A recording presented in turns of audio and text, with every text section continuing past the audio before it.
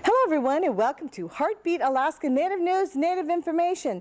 I'm Jeannie Green. Thank you so very much for joining us. Hello, Canada. Hello, all our good friends in the lower 48.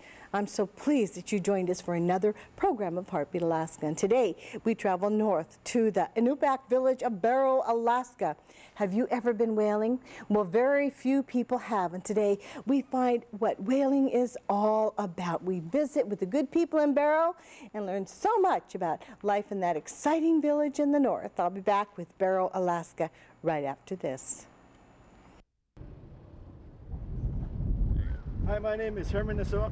I'm from Barrow, Alaska. Heartbeat Alaska will be back in a moment. Heartbeat Alaska is brought to you in part by Coastal Villages Region Fund. Thank you, CVRF, for your support of Heartbeat Alaska. And by the Nature Conservancy of Alaska, working with Alaska's rural communities to conserve and protect our natural heritage. Hi, I'm Mark from Scan Home, and we are proud to sponsor Heartbeat Alaska. Scan Home, serving all of Alaska's home and office furnishing needs. Thank you, Scan Home, for making Heartbeat Alaska possible. Heartbeat Alaska is brought to you in part by Brown's Electric Lighting Gallery.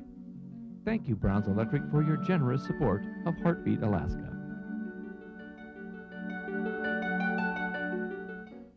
Support for this program provided by Blue Cross Blue Shield of Alaska. We've been here since before Alaska was a state, and we'll be here when you need us. We're here. We're with you. Blue Cross Blue Shield of Alaska.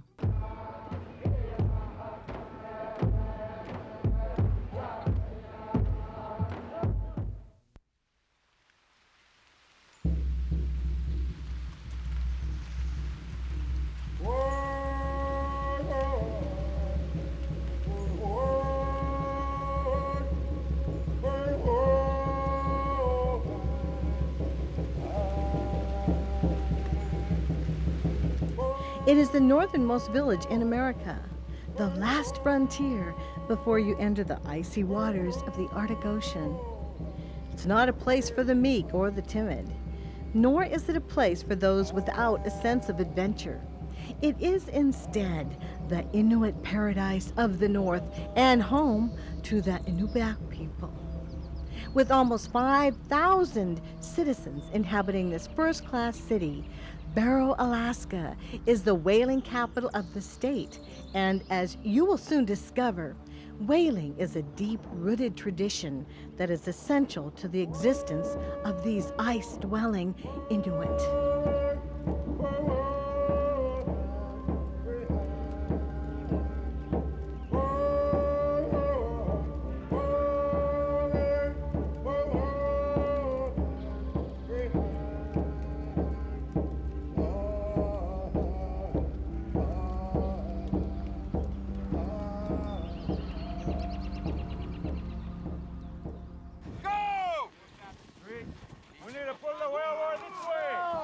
From the sewing of the skins to the harvest of the great animal, whaling in Barrow, Alaska is truly a community event. It is a time of honoring and a time of celebration. Arnold Brower, Jr. was one of the fortunate hunters who caught the first of Barrow's whales this season. We got ours early in this month in May, and had excellent water and ice conditions, and the ice was thick. So we had good ice conditions to pull up the whale up. We were pretty blessed and fortunate for that. So we had a 38 feet 5 foot whale, female bowhead whale. Had a lot of muktuk. The first whale has to be divided. All the shares have to be divided with all of the village, with all of the whaling crews in the village, so they could get a share of muktuk and fresh whale meat. So it's pretty unique. It's really something. It's really good to get the first whale in the community and make you really feel good. People think this is a seasonal thing about us whaling. It's not. It's a year-round activity. Things we do in our life from summer to fall is as soon as we're done whaling, we have to take the skin off to have blanket toss. Then we have to get some ugruk or seals, bearded seals, to get a new skin for the skin boat. We use the skin boats to go after the whales. So this summer we'll be hunting seals to get new skin. You can tell this skin is a fairly new skin. You can see the skin sewing, how they were sewn together. These were overlapped so that there's a top sewing, and if you go to the inside, there's a similar sewing on the inside, so that they're overlapped each other. And there's a little bit of oil still seeped inside of this threading between those two that's locked, keep the water from going in, and it's become more waterproof. So that's what I was talking about, the ladies sewing these skins together. This is one ugruk skin, seal skin, all the way to the front, all the way to the other side. And this is the next one, and it goes all the way up to the other side, and they're sewn together. Whaling is the nucleus of our culture, and but it's not just whaling, it's all of the things that we do as a community is intertwined with the Inupiat culture. Now that I've done whaling, I'm kind of cleaning up the yard and get some of my other stuff ready for this summer. Look like that ice is going to break away a lot sooner than all these other years. It's gotten quite dangerous here in Barrow, and we've had a lot of snow machines fall in the water through the ice, because the ice is melting so fast. It's not just from the heat, it's from the undercurrent of the ocean. It's kind of a really strong current in the water. And it can be an extremely dangerous current too, especially when the huge chunks of ice start moving. In fact, on May 12, 2002, a group of whalers almost 10 miles from shore on the edge of the ice pack were attempting to bring a whale upon the ice floe when...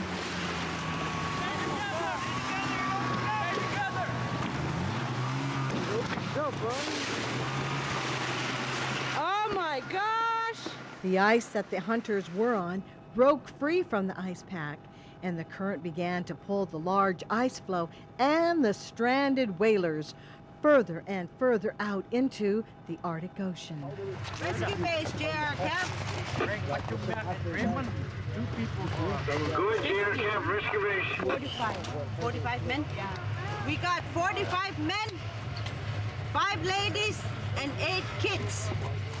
58 people found themselves stranded on an ice floe that was being swept away by the current. I wasn't scared, I was just worried about all the young kids and the people that tried to go back to the shore when we broke away. And our elders always tell us not to panic when something like this happens, you know, you just gotta pray.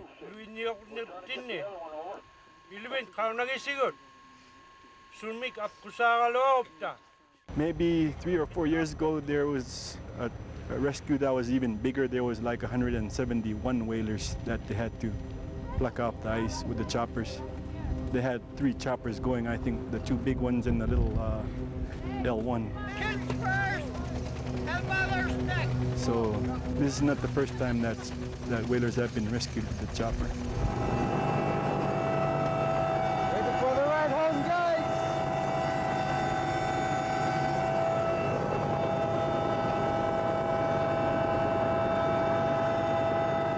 It took all morning, but with the help of search and rescue, all 58 people were rescued and returned to safety, and all but 2 snow machines were safely retrieved.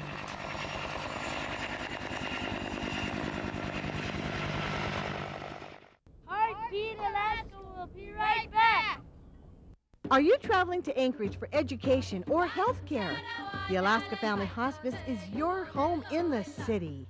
Located 1.5 blocks from the Alaska Native Medical Center, Alaska Family Hospice offers fully equipped apartments, housekeeping services, shuttle service, Medicaid payments, grocery shopping service, or cook your own native food right in your apartment. Well, I've been coming here for the last 3 years, and all the times I come here, it's like a home away from home.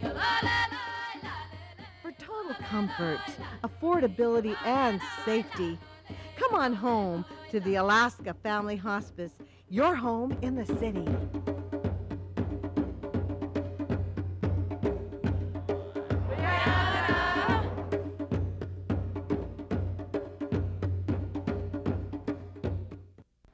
If you visit Barrow in the summertime, it can be hard to sleep with that 24-hour sunshine. So, the King Eider, Barrow's newest hotel, does everything to make your stay quiet, relaxing, and worry-free. Don't worry about a cab. The King Eider is a short walk from the airport. Need to get around town? No problem. The King Eider rents cars. Want a room with a kitchenette?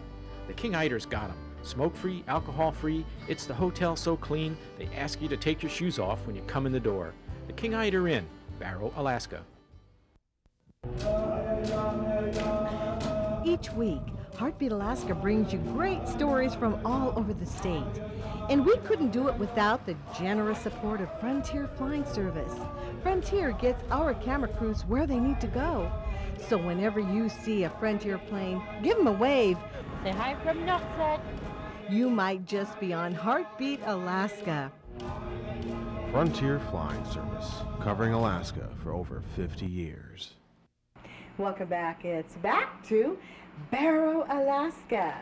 And though the citizens of Barrow live in the northernmost city in all of America, they live in a remote location, but their lifestyle is a mixture of traditional culture plus high tech. We'll show you what we mean by that.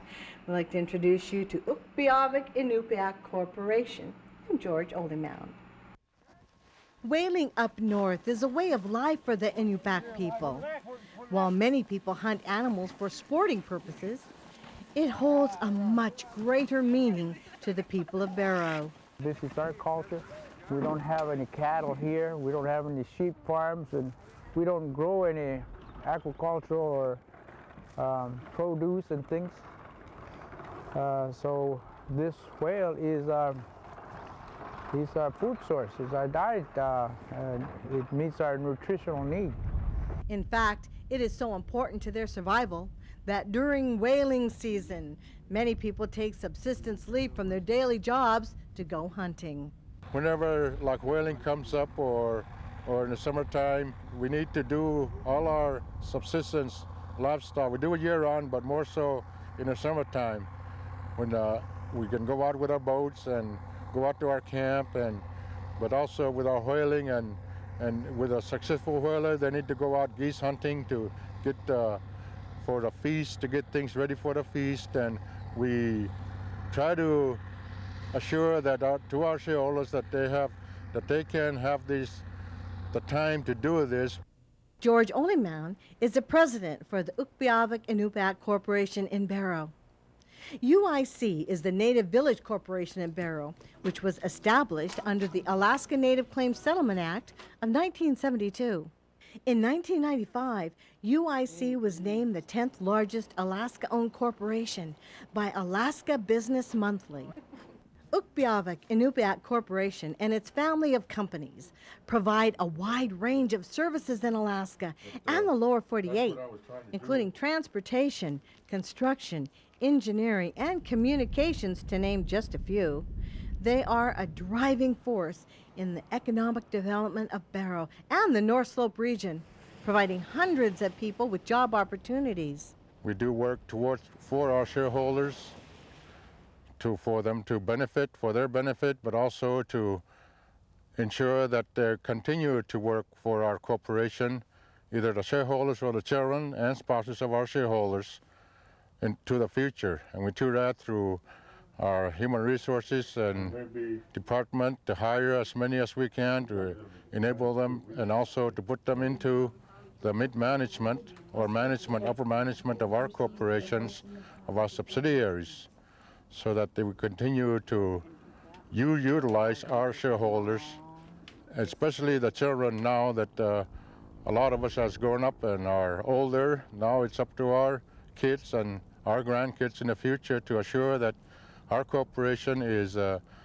locally controlled, and that we continue to use our resources, but also to make sure that our culture is sustained through the corporation and through our shareholders and their children. What we have going on here is one of our apprentices installing trimming and new windows, and what we're doing is renovating, upgrading for vapor barrier seal, windproofing the windows, and getting ready for next winter for the Grice Family Services and their new renovation project here. Nathaniel Rexford is the acting superintendent for UICC, Ukpeaġvik Iñupiat Corporation Construction, a subsidiary of UIC. Working with UIC, it's been a challenge. I've learned a lot from the carpenters, superintendents, managers, and a lot of the leaders that came through UIC construction. I enjoy my job. It's pays well, gives me a chance to take care of my family and do the things I want to do, like subsistence hunt and support my family through my traditions and culture. What we have here is the boiler room, another part of the construction going on in here. Working for UIC is an honor because all of our board of directors are shareholders. They support 100% shareholder hire. They encourage self-sufficiency. And without UIC, a lot of people in Barrow would be without jobs. A lot of the construction work would be contracted to outside contractors, and I believe that UIC construction came in and supported their people by building a construction company up here. Hugh Olemaun, Jonathon Dejesus, and Sean Ukpeaġvik work for UIC Development as mechanics. I'm inspecting this airbox. It says there might be a recall for idle control, and this thing has a real bad idle. So I checked on the computer for any related TSBs, that's technical service bulletins, and it said inspect the airbox for damage. And that kind of messes with the idle. So I was just making sure nothing was broken in there. Now I'm trying to go back together. Well, this is I gotta switch over the transmission out of it. You gotta be mechanically inclined at least. And these are just a couple of examples how the Ukpeaġvik Iñupiat Corporation and the Inupiat people of Barrow are strengthening their relationships, their traditions, their culture, and their community by standing together at the top of the world. The way I see it, this is top of the world for Barrow, Alaska. And I like to say this is where everybody looks up to us. So that, and I don't say that out of, for us to say that we're above everybody, just that we're on top of the world. This is Grant Fairbanks. He's a pretty nice guy. He's lived in Bethel a long time. He owns Brown Slough Bed and Breakfast. We have two bed and breakfasts, the north building and the south building. We have 4 rooms in each. Whenever we visit Bethel, we stay at Brown Slough, and Grant serves us a great breakfast. Quiet atmosphere, it's homey, it's very clean, it's safe and secure. We'd like to thank Grant and the whole crew at Brown Slough Bed and Breakfast. This is a great state and a great nation with incredible diversity of life and cultures. These times of divisiveness between peoples test this greatness. Come, be a part of history. The We the People March will be August 22nd in Anchorage. This year's theme, Alaska Tribes, the next 10,000 years. We need your energy. We need your funding. We need your help. Call 279-2511. That's 279-2511, and we'll see you at the march. The Inupiat people of Barrow, Alaska are strong. They're talented. They're courageous people. They're excellent hunters. And this didn't happen overnight. Ronald Brower Sr.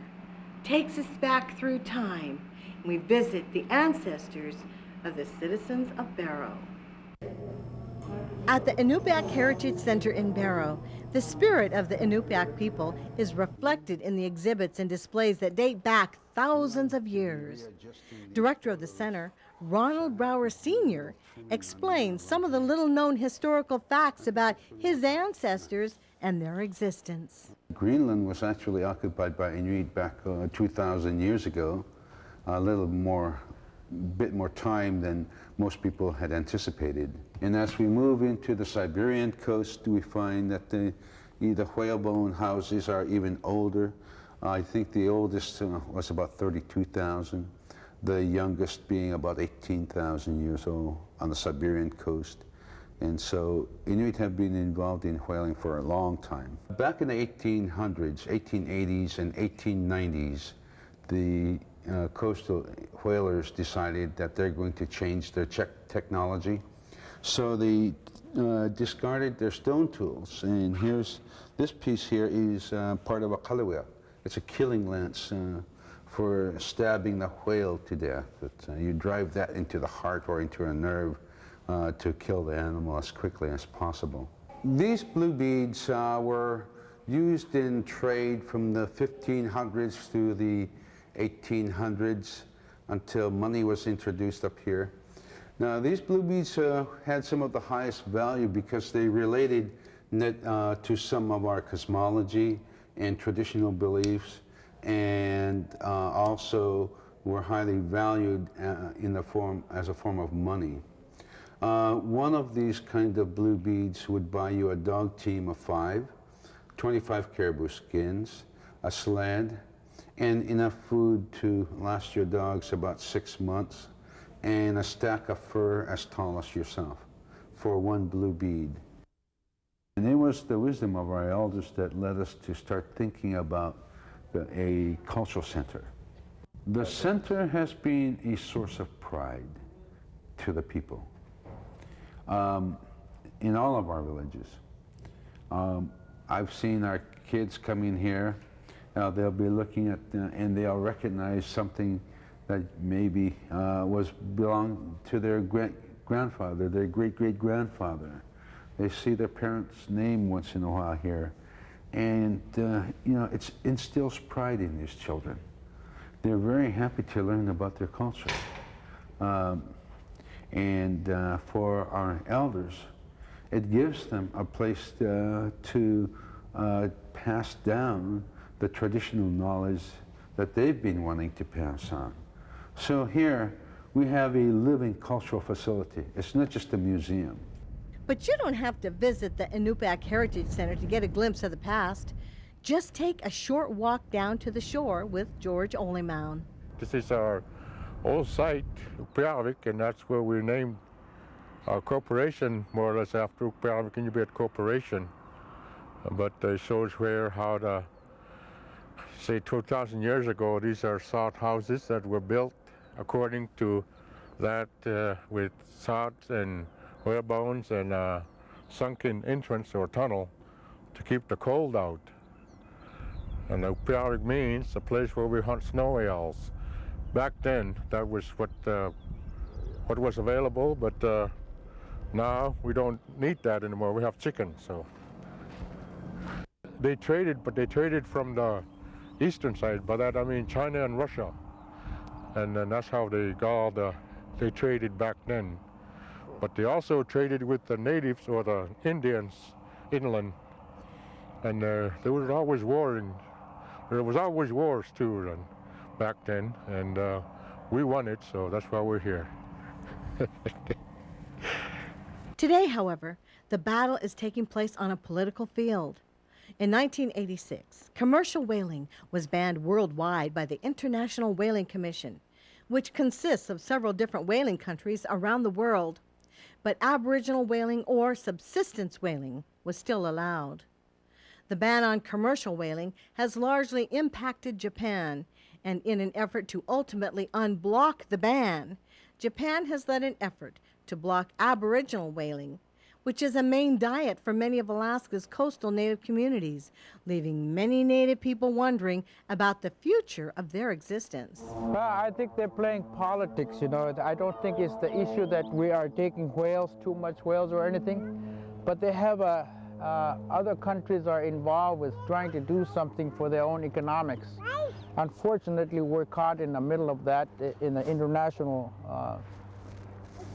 scheme of things, and there's nothing to trade, there's nothing to negotiate for us. Our way of life is not to be bartered or negotiated.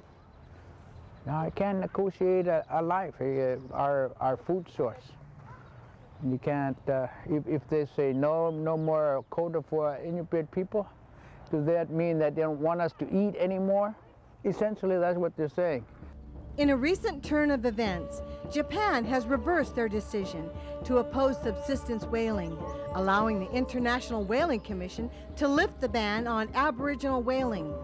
For the hunters of Barrow, it is one less thing to worry about as they follow the sea ice into the cold Arctic waters in pursuit of the great whale. A simple reminder that no matter how hard the winds may blow or how fierce the sea may get, the Inupiat people of Barrow will carry on. Thank you everyone in Barrow, Alaska for your help in that story. Thank you Hugh Olemaun from Ukpeaġvik Iñupiat Corporation and the good people in Barrow, Alaska. We have some exciting news beginning July 14th. Heartbeat Alaska will join the family of Channel 2 KTUU every Sunday morning at 8 a.m. following Meet the Press. Thank you all for joining us.